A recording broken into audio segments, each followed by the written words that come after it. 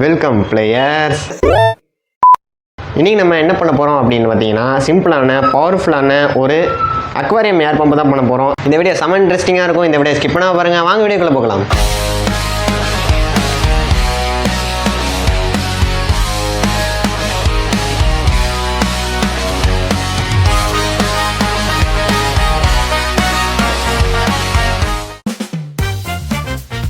இந்த செய்கிறதுக்கு வந்து பார்த்தீங்கன்னா இந்த மாதிரி ஒரு டிசி மோட்ரு ஒன்று எடுத்து வச்சுருக்கேன். அடுத்து வந்து பார்த்தீங்கன்னா இந்த மாதிரி ஒரு கொடை கம்பி எடுத்து வச்சுருக்கேன். அதோட எண்டில் வந்து பார்த்தீங்கன்னா இந்த மாதிரி நான் வளைச்சி விட்ருக்கேன், நீங்கள் பார்த்தீங்கன்னா தெரியும். அடுத்து வந்து பார்த்தீங்கன்னா ஒரு பலூனை நான் ரெண்டாக கட் பண்ணியிருக்கேன். இந்த மாதிரி நீங்களும் கட் பண்ணி எடுத்துக்கோங்க. இந்த மாதிரி காலியான ஒரு டப்பாவை நமக்கு தேவைப்படும், அதையும் எடுத்து வச்சுக்கோங்க. கனெக்ட் பண்ணுறதுக்கு வந்து பார்த்தீங்கன்னா கொஞ்சம் ஒயர் தேவைப்படும், ஒரு சின்ன சைஸு நமக்கு ஸ்க்ரூ தேவைப்படும். அடுத்து வந்து பார்த்தீங்கன்னா முக்கியமாக இந்த மாதிரி ஒரு டப்பா தேவைப்படும், நீங்களும் எடுத்து வச்சுக்கோங்க. அப்புறம் வந்து பார்த்தீங்கன்னா கொஞ்சம் பிளாஸ்டிக் பீசஸ்லாம் தேவைப்படும். நான் இது வீடியோ போக போக நான் சொல்கிறேன். இது இருந்தாலே போதும், நம்ம அக்வாரியம் பம்ப் எப்படி செய்கிறதுங்கிறத வீடியோவில் பார்க்கலாம். இப்போ வந்து பார்த்தீங்கன்னா இந்த ஒயரை இந்த டிசி மோட்டரோட நான் சால்ட்ரிங் பண்ணிக்கிறேன். இந்த டிசி மோட்டர் நகராமல் இருக்க நான் வந்து மேக்னெட்டில் ஒட்டி வச்சுக்கிறேன். இப்போ நம்ம சால்ட்ரிங் பண்ணிக்கலாம்.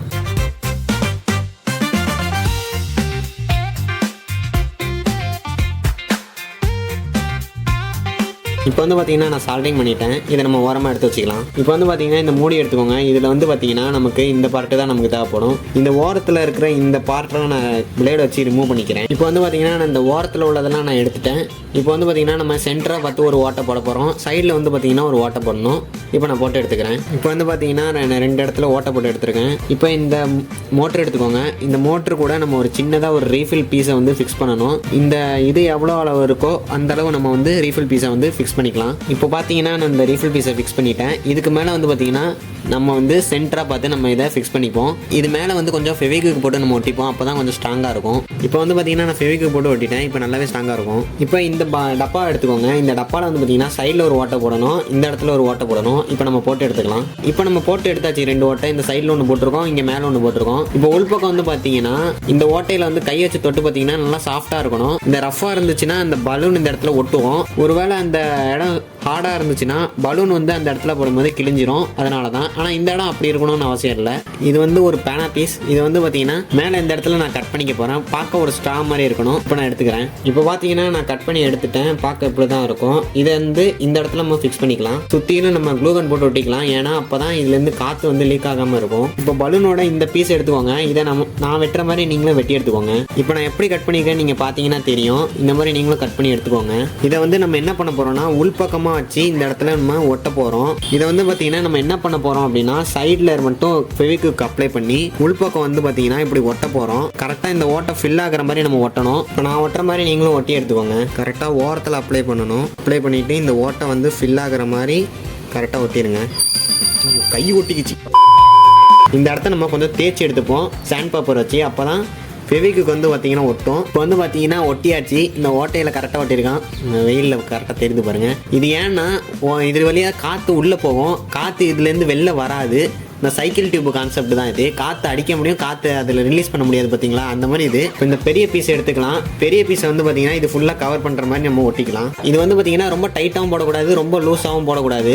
இப்போ இந்த பலூன் கைண்டு வராமல் இருக்குது. இது மேலே நம்ம கொஞ்சம் டேப் போட்டு ஒட்டிக்கலாம். இப்போ நான் வந்து பார்த்தீங்கன்னா இன்சுலேஷன் டேப் போட்டு ஒட்டியிருக்கேன். நீங்கள் பார்த்தீங்கன்னா தெரியும். நல்லா இது ஸ்ட்ராங்காக ஒட்டியிருக்கேன். கைண்டு வராது இது. இப்போ இது நம்ம ஓரமாக இப்போ எடுத்து வச்சுக்கலாம். இப்போ நம்ம ஒரு ஸ்க்ரூ எடுத்து வச்சுருந்தோம் இல்லையா, இந்த ஸ்க்ரூ வந்து பார்த்தீங்கன்னா இந்த கொடை கம்பிக்குள்ளே இந்த கொக்கிக்குள்ளே கொஞ்சம் லூஸாக போகணும்.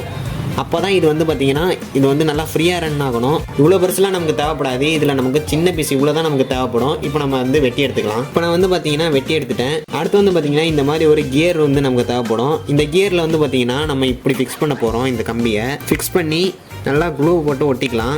ஃபெவிக்விக் போட்டு ஒட்டிக்கிறேன். அப்போ தான் வந்து பார்த்தீங்கன்னா இது ஸ்ட்ராங்காக இருக்கும். அதனால் நான் இப்போ ஃபெவிக்விக் போட்டு ஒட்டிக்கிறேன். இப்போ இந்த மோட்டர் எடுத்துக்கோங்க. இந்த மோட்டரில் வந்து 2ஆவதாக ஒரு ஓட்டை போட்டோம் இல்லையா, அந்த ஓட்டையில் வந்து பார்த்தீங்கன்னா இந்த இடத்த இப்படி வச்சு இந்த ஸ்க்ரூ போட்டு நல்லா டைட் பண்ணிக்கலாம். ரொம்ப டைட் பண்ணக்கூடாது, ரொம்பவும் லூஸாக வச்சுருக்கக்கூடாது. இப்போ நம்ம ஓரளவு டைட் பண்ணிக்கலாம். இப்போ வந்து பார்த்தீங்கன்னா நான் இந்த ஸ்க்ரூ போட்டுட்டேன். இப்போ வந்து இது வந்து லூஸாக தான் இருக்குது. இப்போ நம்ம என்ன பண்ண போகிறோம்னா இந்த ஸ்க்ரூவை மட்டும் நம்ம ஃபெவிக்விக் போட்டு ஒட்டிக்கலாம். இந்த இதை வந்து ஒட்டிடக்கூடாது. அந்த மாதிரி நீங்கள் பார்த்து ஒட்டிக்கோங்க. ஒட்டிட்டு லைட்டாக இந்த மாதிரி ஷேக் பண்ணிக்கிட்டே இருந்தீங்கன்னா இது ஒட்டாத, அது மட்டும் ஒட்டிக்கும். இப்போ நம்மளுடைய மோட்டர் செட்டப் வந்து கரெக்டாக முடிஞ்சிருச்சு. இப்போ நம்ம இந்த இடத்துல ஃபெவிக்விக் ஒட்டி இந்த இடத்துல நம்ம ஒட்டிக்க போகிறோம். இந்த பலூனோட சென்டராக இப்போ நம்ம ஒட்டிக்கலாம். இப்போ நம்மளுடைய அக்வாரியம் செட்டப் வந்து பார்த்தீங்கன்னா ஃபுல் அண்ட் ஃபுல் ரெடி ஆகிடுச்சு. இப்போ நம்ம இதை நிற்க வைக்கிறதுக்கு ஒரு ஸ்டாண்டு தேவை. ஒரு பிளாஸ்டிக் பேஸ் எடுத்து நான் இப்போ வந்து ஒட்டிக்க போகிறேன். இந்த மோட்டரை வந்து அப்படியே நம்மளால் இந்த இடத்துல ஃபிக்ஸ் பண்ண முடியாது, ஏன்னா இந்த இடம் வந்து பார்த்தீங்கன்னா இடிக்கும். இதனால் நம்ம என்ன பண்ண போகிறோம்னா இந்த மாதிரி ஒரு சின்ன பிளாஸ்டிக் பீஸ் எடுத்து இந்த இடத்துல ஒட்டிக்க போகிறோம். அது மேலே நம்ம மோட்டரை ஒட்டிக்க போகிறோம். இப்போ வந்து பார்த்தீங்கன்னா நமக்கு தரையில் இடிக்காது, இந்த மோட்டர் நல்லா ரன் ஆகும். இப்போ நம்ம ஒட்டி எடுத்துக்கலாம். இப்போ வந்து பார்த்தீங்கன்னா நம்மளுடைய பம்ப் வந்து பார்த்தீங்கன்னா கரெக்டாக பர்ஃபெக்டாக வந்து ரெடி பண்ணிட்டோம். இப்போ நம்ம இதுக்கு வந்து 5.5 வோல்ட் மொபைல் சார்ஜர் வச்சு நான் பவர் கொடுத்து எப்படி ஒர்க் ஆகுதுன்னு செக் பண்ணி காட்டுறேன். இப்போ ஒர்க் ஆகுமானு தெரில, பலூன் கிரியுதா இல்லை வேலை செய்யுதா என்னன்னு பார்ப்போம் இருங்க. 5.5 வோல்ட் மொபைல் சார்ஜரோட இப்போ நம்ம கனெக்ட் பண்ணியிருக்கோம். கொஞ்சம் ஸ்டக் ஆகுது, கொஞ்சம் தள்ளி விட்டுவோம். இது ரன் ஆகுது பாருங்கள். ஸ்டார்டிங் ட்ரபிள் மட்டும் இருக்குது லைட்டாக. அதுக்கப்புறம்